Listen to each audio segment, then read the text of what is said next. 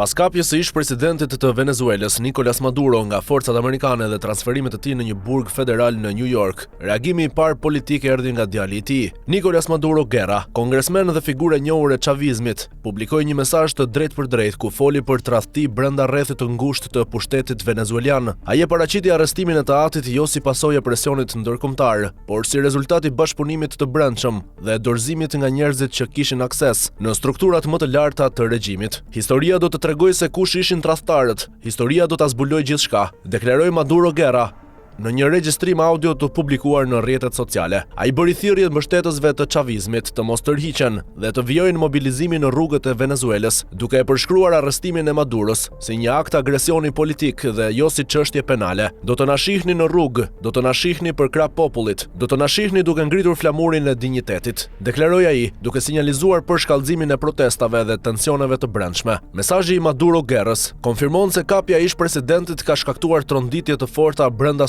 strukturave të pushtetit në Caracas. Për herë të parë familja Maduro pranon publikisht se arrestimi nuk ishte vetëm një rezultat i operacioneve të jashtme, por edhe i çarjeve të brendshme politike dhe të sigurisë. Analistët e shohin këtë deklaratë si përpjekje për të mbajtur të bashkuar bazën militante të çavizmit dhe për të kanalizuar zemërimin drejt figurave të pa-identifikuara brenda regjimit, të cilat akuzohen për bashkëpunim me SBA-n. Në të njëjtën kohë, thirrja për dalje në rrugë rrit rrezikun e destabilizimit të mëtejshëm të Venezuelës, në një moment kur vendi ndodhet nën presion të fortë ndërkombëtar dhe me një vakum të qartë pushteti. Deklarata Historia do të tregojë tradhtarët shënon hapur fillimin e një lufte të brendshme politike, ku përgjegjësia për rënien e Maduros pritet të kthehet në armë kundër ish aleatëve të tij.